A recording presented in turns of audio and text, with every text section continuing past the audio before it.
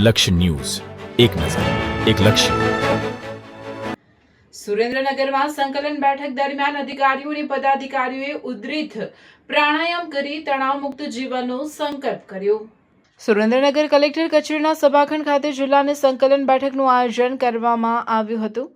આ બેઠકમાં ઉપસ્થિત તમામ અધિકારીઓ અને પદાધિકારીઓએ સાથે મળીને ઉદ્ધૃત પ્રાણાયામ કર્યા હતા.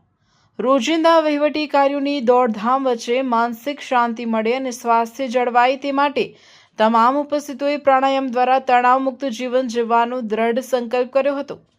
આ નવતર પહેલ વડાપ્રધાન નરેન્દ્રભાઈ મોદીના માર્ગદર્શન હેઠળ દેશભરમાં ચાલતા મેદસ્વીતા મુક્ત ભારત અભિયાનના ભાગરૂપે હાથ ધરવામાં આવી હતી, જેનો મુખ્ય હેતુ સરકારી અધિકારીઓ અને પદાધિકારીઓને તેમના રોજિંદા માનસિક તણાવનો સામનો કરવામાં મદદ કરવાનો તેમજ તેમના એકંદર સ્વાસ્થ્યમાં સુધારો લાવવાનો છે. ધાંગધ્રાના ધારાસભ્ય પ્રકાશભાઈ વરમોરાની સૂચનાથી સંકલન બેઠકની શરૂઆતમાં આ પ્રાણાયામ સત્ર રાખવામાં આવ્યું હતું. આ પ્રસંગે ધારાસભ્ય પ્રકાશભાઈ વરમોરાએ જણાવ્યું હતું કે આજના આધુનિક અને અતિ વ્યસ્ત સમયમાં તણાવ આપણા બધાના જીવનનો એક અનિવાર્ય ભાગ બની ગયો છે. ખાસ કરીને વહીવટી તંત્ર સાથે જોડાયેલા લોકોએ સતત લોક પ્રશ્નો વચ્ચે કામ કરવાનું હોય છે.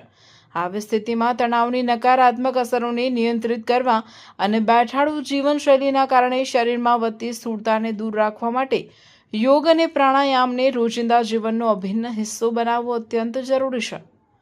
વધુમાં તેઓએ ઉમેર્યું હતું કે દેશના વડાપ્રધાન નરેન્દ્રભાઈ મોદી વારંવાર દેશવાસીઓને આહ્વાન કરે છે કે યોગ અને પ્રાણાયામ માત્ર 21મી જૂનના આંતરરાષ્ટ્રીય યોગ દિવસની ઉજવણી પૂરતા મર્યાદિત ન રહેવા જોઈએ, પરંતુ તેને આપણી કાયમી જીવનશૈલીનો હિસ્સો બનાવવો જોઈએ.